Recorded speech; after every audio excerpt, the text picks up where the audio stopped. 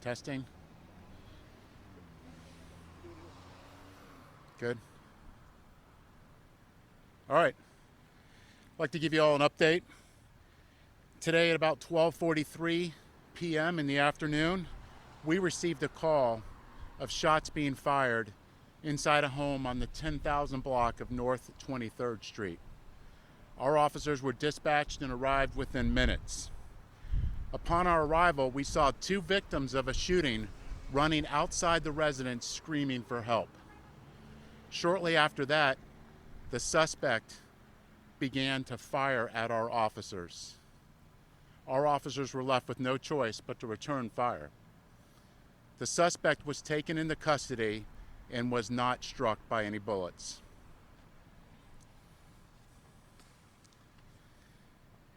After that, the officers went through the residence.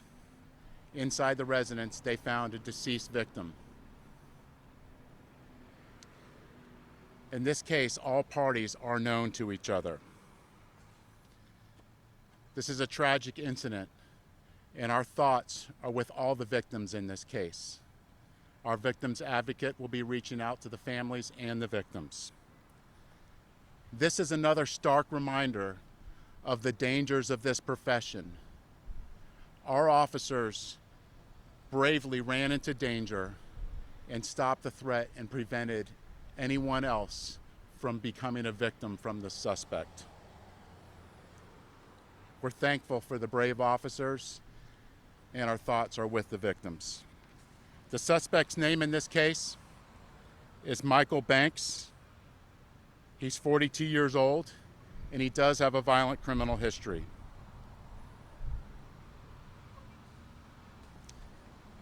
And I'll bring up the state attorney. Good afternoon. I'm Susie Lopez. I'm the Hillsborough County State Attorney. To echo what Chief Burkhoff said, the bravery of our officers this afternoon was very well demonstrated. As the Chief told you, this defendant does in fact have a violent criminal history. He went to prison in 2006 for the aggravated battery of a pregnant female. He was released 1 year later. Then in 2010, he was sentenced to 5 years in the Florida State Prison for a battery, second or subsequent, which means he had a prior battery, so this was a felony, as well as a battery on a victim over 65. He was released from prison in 2015 and was sentenced to 5 years of probation to follow that. His probation was terminated in January of 2018. That is the record that we have now in Hillsborough County, and there will be further updates if there are in fact offenses that occurred out of Hillsborough County. Chief Burkhoff also told you that the officers were forced to fire back, and that requires an investigation that will be conducted by the Tampa Police Department as well as the State Attorney's Office. This is standard for any time that there is an officer-involved shooting. My office will investigate that, and we will, of course, release that information and the results of that investigation to you in due course. Today, we witnessed a miracle in the fact that our officers were not hurt. Every day, our brave men and women of the Tampa Police Department and all of our law enforcement agencies put their lives on the line for the safety and protection of this community, and we are grateful that none of our officers were hurt today.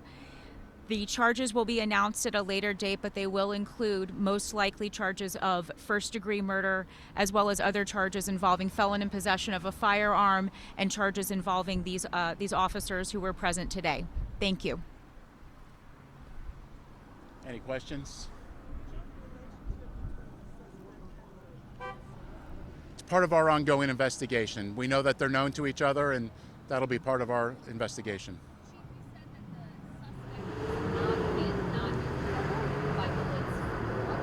That's correct. These were different circumstances, but of course you've had a lot of discussions with people about just violence in general. Violence is not the answer, especially gun violence, especially given the situation that these people knew each other. Can you just speak to, this being another example possibly of what you guys are doing to, get that message through to people? That's correct. Any way we can get that message out that you don't want to bring a gun to a disturbance or a fight. Obviously, in this case, it's tragedy. We have one person deceased and 2 other victims. Their lives will never be the same.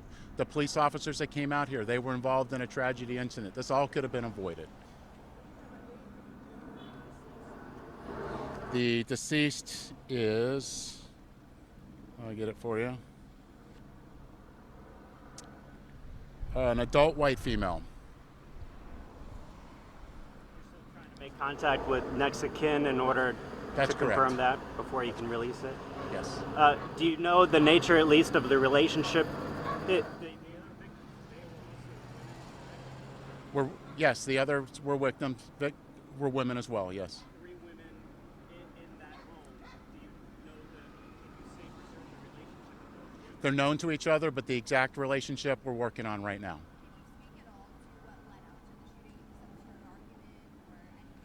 Again, we're working through that now. We have witnesses that we need to speak to. Neighbors identified, Chief, for us that they were told or believed through their own eyes that yellow house that's covered by the trees behind you was the house that was involved. Can you confirm that?